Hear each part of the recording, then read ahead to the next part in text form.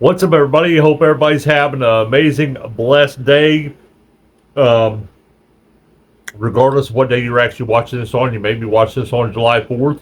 I don't know. If not, regardless, happy July 4th. Be safe out there. Use fireworks responsibly. Drink responsibly. And please, please be aware of pets that do not like actual fireworks. This is the number one time of the whole year that dogs run off and the shelters get bombarded and overfilled, just because of that. Because they're scared of actual fireworks. So just be aware if you're shooting off fireworks with other dogs, and then also bring your dogs inside, because you don't want them outside with fireworks and stuff going off either. But I'm going to go ahead and show you a little bit of my collection as far as my Chevy Camaros goes, and then to also talk about the second part of that video I've been telling you guys about on what I'm starting to not like on whatnot as far as the buyer side of things.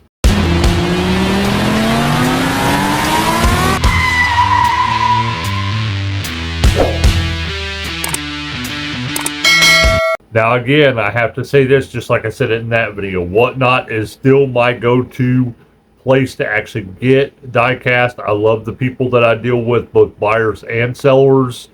But this is about people that they continually do this stuff, and I don't like it, whether it's sellers or buyers.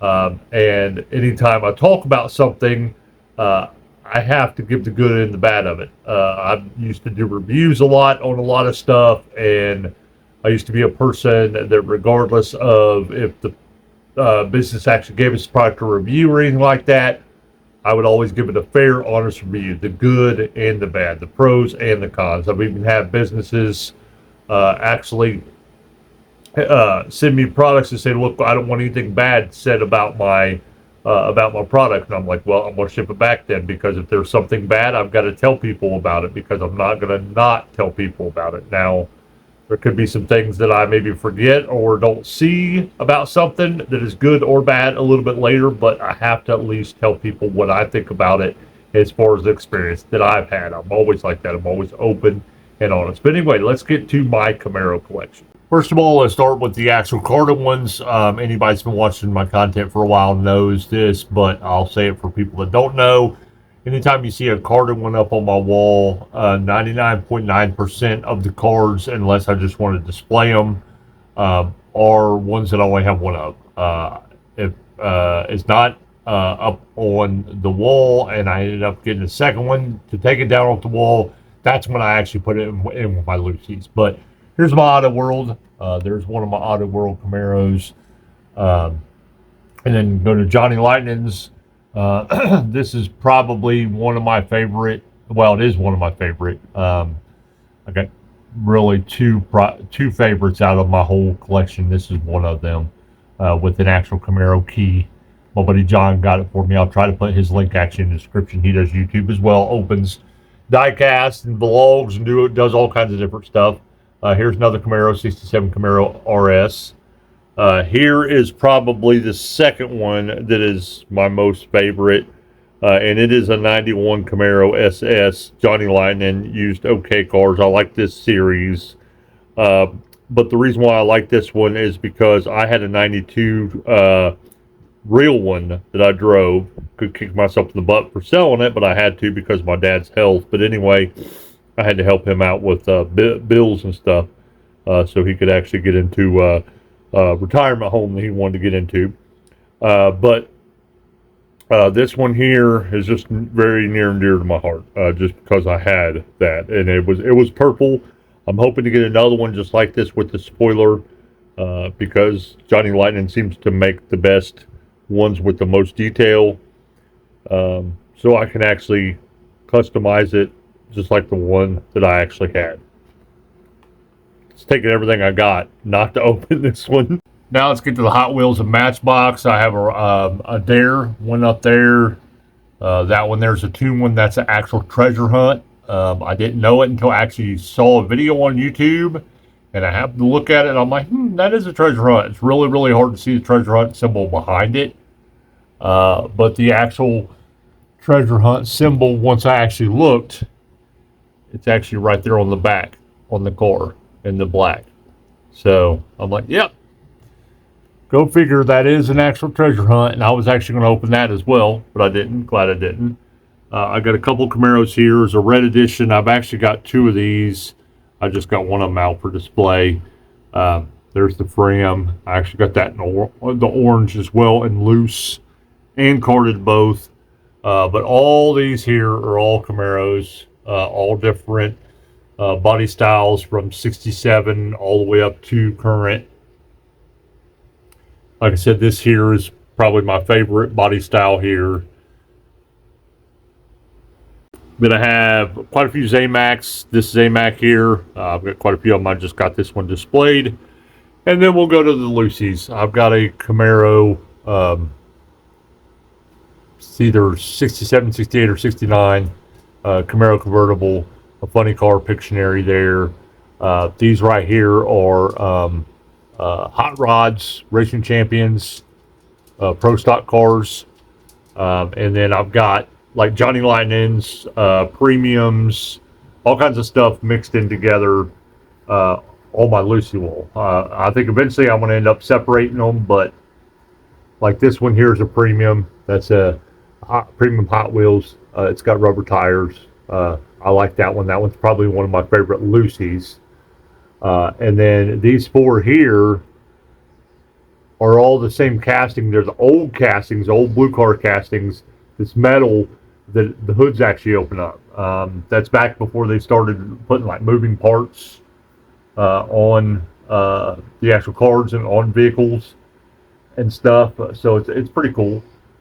Here's the worldwide deco, tampo, whatever you want to call it, on the Camaros, 60 some, 67, 68, 69, somewhere around through there. I'd have to look at it to see the actual what 60, 67, 68, 69, actually which one it is. I just say 67 to 69 because it's basically that body style. Same way with that Camaro one. That was actually a treasure hunt. That one isn't the treasure hunt. Then come over here, and you got the 68 Customs. Got some orange 68s. Got a red 68. Got a blue 68. There's the open Zamac that I just now showed you. There's that one. This one here is an actual Johnny Lightning. I do know that. And it I can't remember if it has an opening hood or not. I don't think it does. This is a M2. This one is a M2 with opening hood. That one is a M2 with opening hood. No, that one doesn't. That hood doesn't open. This one does. That one doesn't. Then down to the 70 Camaros. This one's an exclusive. Trying to see here. Then to the body style that I actually like, the third gen that I actually like. This is Street Beast version. This is probably one of the top 5 Lucy's that I like. Between that and the Splatter Paint series, that's an older card. And then to the next body style, that's the tattoo and the crunch. This one has a bunch of different wheel variations to it that I need to pick up. Here's the red edition Camaro, and then to the newer body styles. This actually has a super treasure hunt. One of these are an exclusive. I can't remember. These right here are actual customs. 2 of them's customs. This one's a custom, and this one's a custom. All I did is take these 2 right here and swap the wheels because I thought these wheels look better on that car and these wheels look better on that car. So swap those out. And then, here's some more. Here's the Easter, 2022 Easter. This is the 50 years of Camaro, one of the Camaros from that series. Some of the rescue Camaros. And this down here is the camouflage Camaros and the Halloween edition Camaro. Then I have my M2 Camaros. There's my 70-some Camaros. Are basically the same exact thing, just different um, different colors, blue and orange. And then there's a Coca-Cola. This is one of my favorite M2s that I have. The Freedom Machine, naturally, and the body style that I actually like. I really like this. And then I have a few 60-some Camaros over here. And then that's it as far as the Camaros that I got. Before I go any further, I want to apologize about if you can hear the loud booming of fireworks. They're letting off fireworks everywhere now. So if you hear that, I apologize. I'm just going to keep going even with the booming. So you're probably wondering why, in my Camaro collection at least, I collect a lot of different stuff. I love my Chevys. Chevy Camaro is my number one actual make a vehicle that I actually like to collect. But I like my Novas and my Chevelles and wagons and all kinds of other stuff, as you can tell. But you're probably wondering, where is this, RLCs? Where's this Chases? Where is this Super Treasure Hunts? Where's all that stuff at? Well, to be honest with you, I really haven't brought myself to be able to pay that much for those cars, for what they're going for, at least. Now, I don't have anything bad to say about people that do want to pay that much. I don't have anything bad to say about people that do that. I'm just saying I can't bring myself to doing it. Now, I know that they're made a little bit better. I know some of them are a little rare, stuff like that. I don't see paying $20-$30 on up for an actual 164 diecast. I don't see paying that, regardless of whether it's a Chase, a Premium, a RLC, a convention piece, whatever it may be. I just don't see myself not buying stuff like that. I just don't see myself paying that much for stuff like that. Now, eventually, I may get to the point where I do that, but where I'm at in my life right now, I can barely afford this stuff, let alone the higher price stuff. But that's the reason why I don't have really anything above what you've actually seen that I have actually in my collection. Now, as far as what I don't like about buyers, about what I'm kind of being burnt out with, and what I'm seeing buyers do and whatnot, and stuff like that. One of the things is that how these buyers will brag because they have maybe bought something off of some big, popular, famous seller. Like they're, starstruck that they bought something from that person, even though whatever that is that they bought, they could have got 5 times cheaper in a smaller streamer's stream, because that person that is bigger, there's more people that go to their streams and they run the price up. Because of that, really, that's the reason why these bigger streamers make, in my opinion, they make a little bit more money, is just because of that. I prefer to support smaller streamers more. But I don't like that. I don't like that because it drives the price up for everything. There is a market for everything, for stuff. And when people drive the price up in any area, it drives the price up everywhere for everybody. And again, I get it, just like I've said many times, I get that sellers need to make money.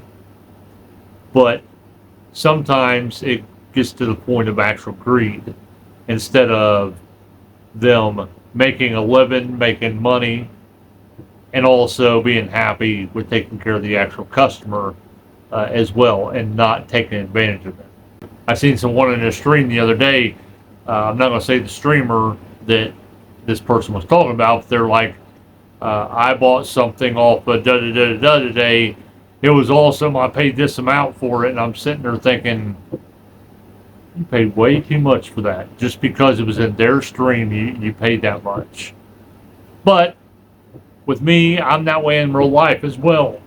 The way I am, regardless if you're on social media or what it is, if you're popular or big or famous, the way I am, everybody's the same.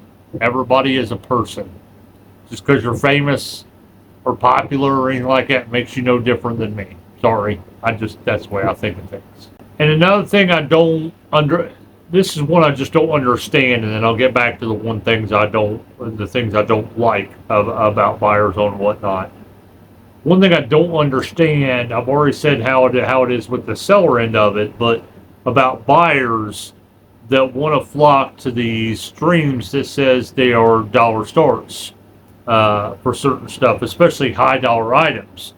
How people are like, oh, I got to get to that, and why there is so much interest, in wanting to actually do that. Now, yeah, everybody would love to get something for a deal, get stuff for a steal, but the majority of the time, if they're offering that and if they're advertising that, especially if they are a bigger streamer, there's going to be tons of people in there. It's not going to go for $1. That's the reason why the seller does it for $1, is because they know the bids will get way up there because people will upbid it. They're not sitting there setting it $1 to basically benefit you. Most of them. Some of them are, but most of them are not. They are actually doing it because they know that it's going to get up to a certain price. It's going to get bid up to a certain price. So I don't understand why these buyers feel like they have to flock to these dollar stores. Another thing I don't like is when buyers come into a stream and they first come into a stream, they're not even in it for 2 seconds, and all of a sudden they just blurt out in the stream, type out in the stream, hey, you got any of this? Hey, you got any of that? Hey, got it? That's one thing that I cannot stand. I hate to say this. I don't want to say anything bad about people, but as an actual buyer, that's something that I cannot stand, especially if stuff is being sold already and if I am actually buying stuff as well. Because these sellers, when they stop doing what they're doing and cater to the people that just popped in, they lose out, in my opinion, on a lot of sales, and they actually lose people. People actually leave the streams. And a lot of times when they stop and show the people this stuff, they don't buy this stuff anyway. And then by the time they get back to what they were doing that they were selling, then those people are already gone. And that's what happens to me. I end up leaving. I'm just like, well, no, if I'm buying stuff and everything, if they're going to leave what I'm doing, and it's more than just okay, well, I can hurry up and get to it and then hurry up and get back, I just leave that stream. And they lose out on the money that I'm going to spend. And I know a lot of other people that do that as well. But these buyers need to quit doing that. Now, what they need to do is support the actual streamer. Sit in the stream for a few minutes. I understand a lot of people don't have a whole lot of time and stuff. I get that. But sit in there for a few seconds. See what they're running. See if they're going to run around about what you are looking for. And then ask, hey, do you have any more of that you just now ran? Or wait to see if the actual streamer will say, hey, look, has anybody got any requests? Or how about this? Just put in the actual chat. Are you taking requests? Can I give some requests? And be courteous to everybody else. Now, I absolutely loved it the other day when I got into quite a few streams where sellers were actually telling people that were coming in and doing this. They were like, well, I really, I'm picking from a tote, or I'm running this now, people are buying this, I don't want to abandon this or do this, but if you want to hang out after I get done with this, I'll be more than gladly to look for that and stuff like that. I was so happy to see sellers and streamers start doing that. Because again, when they stop doing what they're already doing and they've got an audience, that person may not buy whatever they go do or go look for. And again, when they come back to what they were doing, they've already lost a lot of their audience and potential sales that they could have had that was guaranteed that they was already getting. And the last thing that I want to say is can't stand when people come in and they actually will drive up the price of or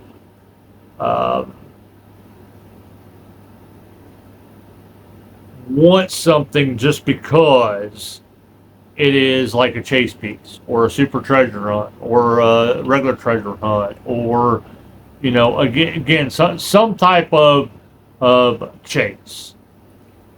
Again, I know it's going to be worth a little bit more. Okay, I understand that. But a lot of these people, if that same exact vehicle was just a mainline and it was not a treasure hunt or super treasure hunt or a chase, they would not bid that much or they wouldn't even collect it at all. Me, I don't worry about most of the time whether it's a chase or super treasure hunt or treasure hunt or anything like that. I look at the actual vehicle, the diecast vehicle itself, whether I collect it, whether I like it, whether I think it's neat, stuff like that. If it's something that I don't collect, I don't touch it. I don't care how much it's worth. As far as buying it off auction app stuff and everything, I don't care how much it's worth. I don't care what type of chase it is or anything like that. There's been plenty of times where I have been out in the wild, out at stores, and seen treasure hunts, and they've been these weird fantasy vehicles, stuff that I don't collect. Guess what? It gets left there. I don't collect it. If it's a super treasure hunt that I think I can make just a little bit of money off of it, if I can resell it, then I'll probably will pick it up. But even then, I will think twice on whether picking it up on if I actually collect that type of vehicle or not. I don't get that. I don't. And I'm not saying anything bad about them people overall in general, because they're not bad people. I'm just saying I don't get why people just go after the chases, the super treasure hunts, the treasure hunts, all the other stuff, when it's not technically about the actual vehicle. Because if the same exact vehicle was actually, again, like a main line or something along those lines, then they probably wouldn't even touch it. They wouldn't even think twice to actually get it. And again, that goes back to that market value thing. When people bid more and bid up these treasure hunts, super treasure hunts, chases, all this other stuff, it makes it more expensive for everybody. Even it makes them more expensive for themselves in the long run for the future. So, they need to stop and really think about what they're doing for the market values on this stuff, as far as what they're making people pay for this actual stuff. Again, sellers need to make money. Don't get me wrong. I'm not saying they should be the price, these chases should be the price of main lines. I'm not saying that before anybody says that.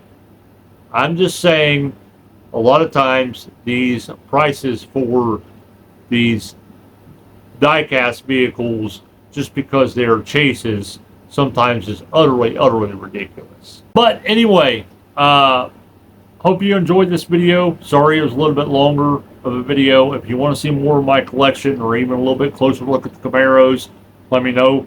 Comment. I'll make a video on it as well. I collect a lot of different things. Like I said, love my Chevys, love my gassers, love my wagons, stuff like that. Give this video a thumbs up for me. I'd really appreciate it. Share it, comment, subscribe. If you have yet to subscribe, I got a video coming here soon. Whenever the stuff comes, it'll probably come next week. I got some stuff that I won from giveaways. I've got some stuff that I bought off of whatnot, as well as tons of other stuff coming up in videos that you'll want to stay tuned to. And we appreciate all your support. Appreciate you taking the time and watching our videos and supporting us on YouTube. Y'all are amazing. Remember to get a hobby if you have yet to have a hobby, which I'm pretty sure you do if you're watching this video. But if you do, encourage others to get a hobby as well, because it helps so much mentally. It's helped me so much mentally with doing diecast, collecting diecast, customizing diecast. It's helped me out a lot, because in regular life, me and my dog Tammy have been through a lot the last 3 or 4 years, and it's really helped me through some pretty tough times with trying to keep my head clear with certain things. But we'll see you in the next video, hopefully.